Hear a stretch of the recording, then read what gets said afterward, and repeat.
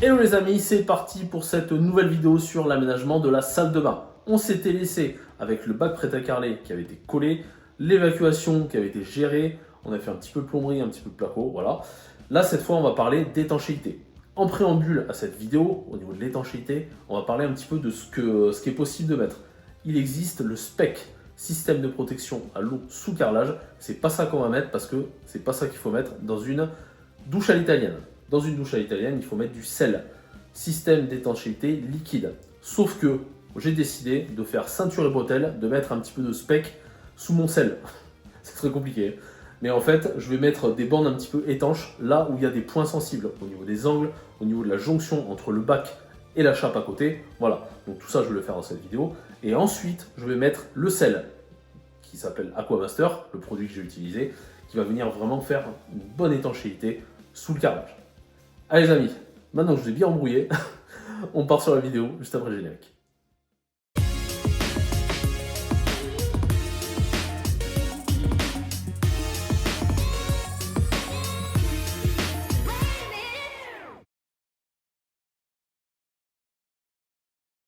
Allez, de retour ici pour faire l'étanchéité. Donc, pour l'étanchéité, nous avons ceci.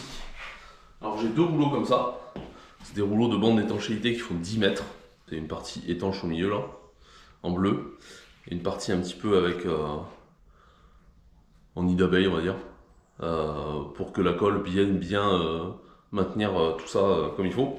Dans ce kit, nous avons aussi le passage avec des petits trous là pour la partie douche ici, pour la partie mitigeur, et nous avons des angles. Donc là, on en a 4. On a 4 angles, vous voyez là. Des angles pré-collés en fait. On pourrait le faire nous-mêmes, mais bon, au moins c'est fait déjà. Il n'y a pas à se prendre la tête. Au moins c'est bien étanche, on sait que c'est collé avec la bonne colle qui va bien là. Et donc il y en a 4 comme ça. Donc c'est pas mal parce que moi j'en ai 1, 2, 3. Donc voilà. Donc on va se servir de tout ça. Ici je vais avoir une petite subtilité. C'est-à-dire que vu que c'est large, il va falloir que j'en colle 2. Il va falloir que j'en colle ici et ici. C'est pas un problème. Hein. Et dans un premier temps, donc, on va les découper. Donc avec des ciseaux, hein, tout simplement.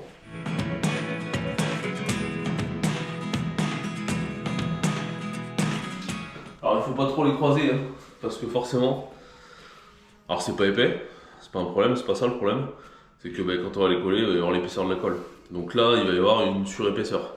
Donc bon, ça va. Je colle avec un peigne de 12. Donc j'ai quand même de la marge. Mais bon, si vous collez avec un peigne de 8 ou que sais-je, il faut prendre ça en compte. Hein.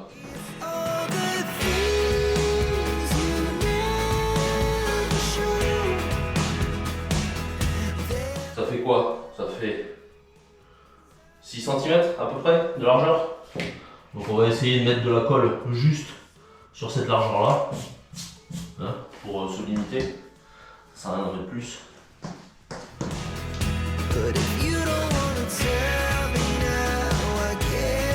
Alors, faut essayer de ne pas mettre trop d'épaisseur, hein, ça sert à rien. Parce que ça va juste venir vous gêner quand vous allez mettre vos carreaux.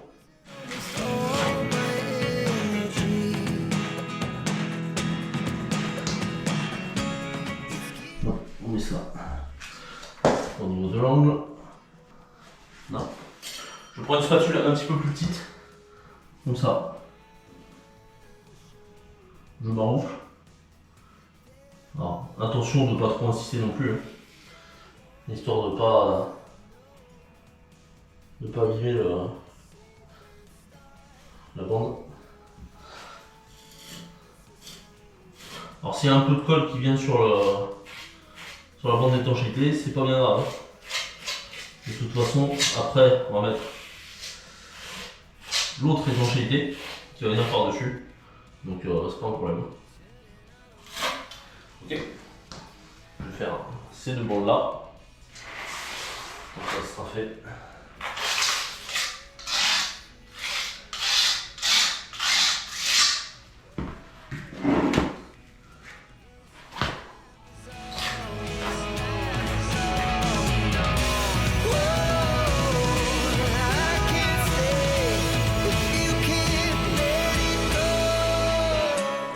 Never really know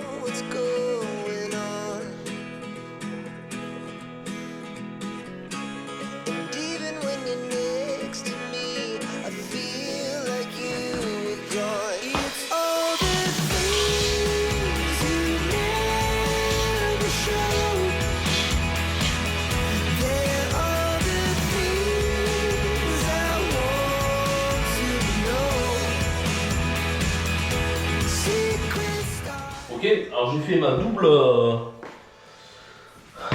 bande ici, donc bon ça va. Je m'attendais à pire au niveau d'épaisseur, je dois être peut-être à 1 mm et demi. C'est quelque chose de quand même assez facilement rattrapable avec la colle que je vais bien mettre quand tu auras les carreaux. Bah, du coup je vais mettre la bande qui va être là-bas. Je vais la faire dépasser un peu parce qu'en fait je vais mettre une surépaisseur. Il faut que j'aille acheter du Jacoboard ici là. Parce qu'en fait on va avoir un carreau d'1 m 20 et on veut que ça fasse 1 m 20. Là ça fait 1 m 23. Donc je vais rajouter une petite épaisseur de Jacoboard. Donc du coup je vais faire dépasser ma bande ici un petit peu. Mais bon c'est juste, faut juste y penser quoi. Avant de le faire.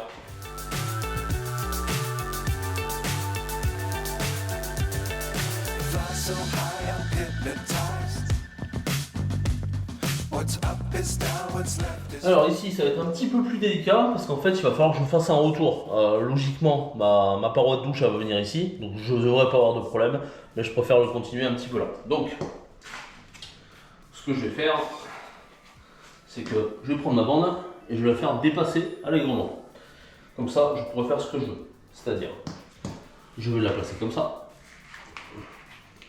ici, et ici je vais la couper à peu près là et ici. Il va falloir que je garde en fait mon étanchéité ici. C'est-à-dire que ici ça va être la zone sensible. Donc ici, enfin je viens de couper. Donc je me fais un repère.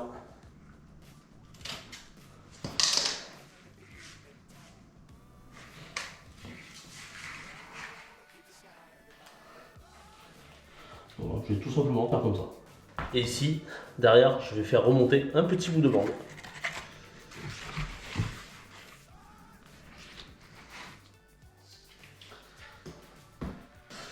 Alors celle-là, ce petit bout-là, je remets ça, je le plus tard. Ce petit bout-là, il faut vraiment qu'il vienne à fleur, ici, là, pour assurer l'étanchéité.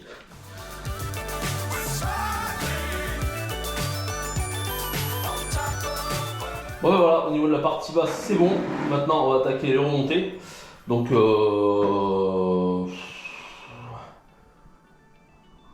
on va attaquer avec celle-là, celle de l'angle là. Comme ça sera fait. Et après comme ça je pourrai gérer toute la niche, parce que la niche c'est aussi un endroit à risque au niveau de l'étanchéité.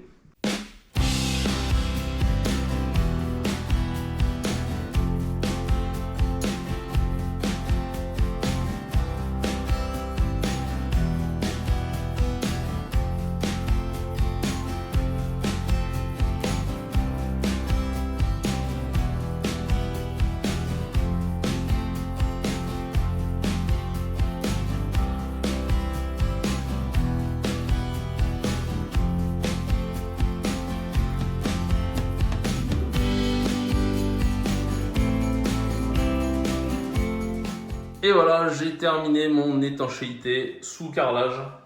On est bien là. En plus, j'ai mis les petits carrés là, vous voyez là. Les petits carrés qui me recouvrent au final la platine comme il faut du mitigeur, à part au milieu là. J'aurais pu mettre une bande, mais bon, ça me semble déjà assez épais quand je vais mettre le carrelage. Donc on va laisser comme ça. De toute façon, après, je vais enquiller l'Aquamaster. Enfin, une fois que ce sera sec. Aquamaster, c'est un produit qui est vraiment bien parce que c'est quelque chose qui se met en intérieur, en extérieur. Ça se met dans les piscines pour faire l'étanchéité. Ça se met aussi dans les douches. Donc voilà, c'est vraiment un produit qui est top, qui fait vraiment bien étanche, qui s'applique au rouleau. Donc on va mettre tout ça partout, une fois que ça sec bien sûr. Et ensuite on pourra enchaîner le carrelage au sol seulement. Et oui, pourquoi? Parce qu'on a appris il y a quelques jours maintenant qu'en fait on n'aurait pas le carrelage au niveau des murs pour la douche, parce qu'en fait l'usine, ils ont eu un problème avec une machine qui fait l'aspect étanche des carreaux, qui fait l'aspect hydrofuge du carreau, et donc du coup tout le lot qui était destiné à pas que nous, hein, et ils ont dû tout jeter, ils vont tout refaire et ça va prendre un mois de délai, donc on a un petit peu les glandes. On en vient de déménager il y a 2 jours, donc on aurait aimé se doucher, mais ce sera pas possible. Nous, en ce qui nous concerne, on passe de suite à l'application de l'Aquamaster au rouleau. Vous allez voir ça. Je vais attaquer le primaire. Je me suis quand même tâté. Est-ce que je mets le primaire que j'ai mis pareil au sol? ou est-ce que je mets l'Aquamaster, c'est-à-dire que ce qu'il préconise, c'est de prendre de l'Aquamaster, de diluer dans 10% d'eau et d'en faire un primaire. C'est-à-dire que ça va boire le produit, laisser sécher, appliquer les 2 couches après. Au final, le primaire que j'ai mis par terre, ça fait le même boulot, c'est-à-dire que ça vient saturer le support pour que ça ne boive pas plus que de raison le produit. Donc je vais faire avec le primaire polyvalent, ça ira très bien. Et après, Aquamaster. Aquamaster, d'ailleurs, j'ai oublié de le dire, ils nous disent qu'il n'y a pas besoin de bandes comme ça isolantes, de bandes étanches, même si je sais que ce genre de produit, l'Aquamaster, ça étanche les piscines et que on ne met pas forcément des bandes comme ça dans les piscines. Je préfère, voilà. Ceinture et bretelles, comme d'habitude.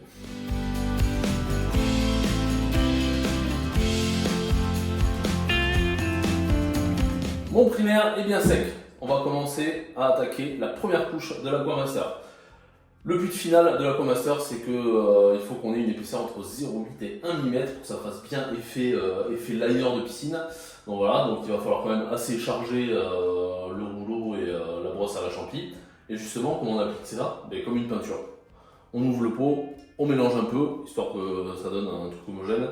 On fait les angles à la brosse à la champi, on fait le reste au rouleau en chargeant bien, et le tour est joué. Entre les 2 couches, il faut 4 heures, c'est ce qui est marqué sur le pot, à 23 degrés. Ça tombe bien, il fait 22 degrés, donc on est à peu près dans les clous, même si dehors il fait 36 degrés, donc là je le sens, hein, le soleil tape un peu là, et il tape bien comme il faut. Donc voilà, merci le plafond rafraîchissant. Donc là il fait bon, et donc on va pouvoir respecter ces 4 heures de séchage entre les 2 couches. Voilà, trêve de blabla, on passe à l'application.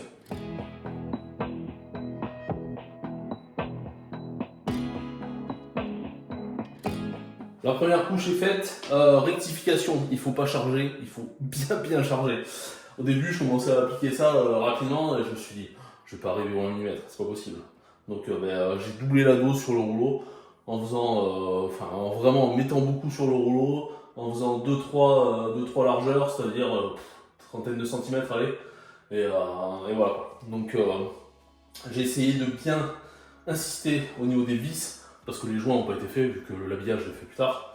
Je me suis arrêté à 2,10 m environ, vous voyez, c'est la hauteur de la porte, voire même un petit peu plus haut. 2,10 m, parce que je considère que c'est vraiment là qu'il y a un gros besoin d'étanchéité. Au-dessus, il y aura quelques éclaboussures, mais ça ne justifie pas de mettre vraiment le liner, je l'appelle ça, jusqu'au plafond, voilà. Il y aura un petit peu de vapeur, mais bon. Il y aura des carreaux, il y aura des joints époxy, donc au niveau étanchéité, à cette hauteur-là, il n'y a pas de problème.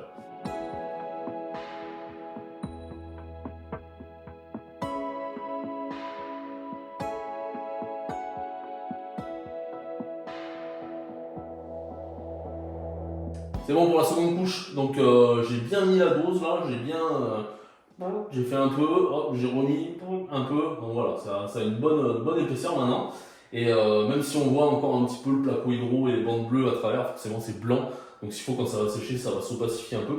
Mais voilà, il ne faut pas s'arrêter à ça. Là, il y a vraiment la bonne épaisseur et il y a, je pense qu'on est bien dans les 1 mm.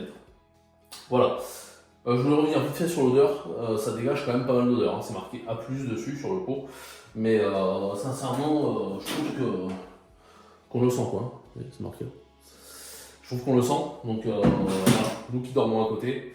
Je pense que je vais mettre un truc là pour cacher l'ouverture de la porte là, parce que dormir à côté ça va être très pénible.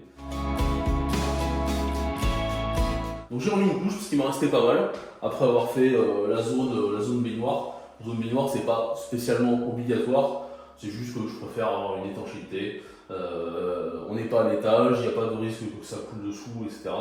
Au mieux que ce soit étanche. Avec un enfant de 5 ans, hein, ça risque d'éclabousser un petit peu, donc, voilà, donc je préfère le faire. Et en plus, on ne sera pas collé sur le mur là-bas. Là-bas, ce sera vraiment que du carrelage sans contact avec la baignoire. Donc voilà, ce sera vraiment surtout là, la zone sensible. Donc là, c'est protégé. Ce qu'on va faire, c'est qu'on va nettoyer maintenant. On va nettoyer bien comme il faut le sol et on va passer le primaire. Comme ça, on sera prêt à mettre le carrelage. Sauf que le carrelage, on verra ça la prochaine fois. Il faut regarder un petit peu pour après. Allez les amis, si vous avez aimé cette vidéo, n'hésitez pas à mettre un petit pouce vers le haut, ça nous fait énormément de plaisir. N'hésitez pas aussi à vous abonner pour ne pas louper la suite. Ben là, typiquement, le carrelage. N'hésitez pas aussi à aller faire un tour dans la section commentaires.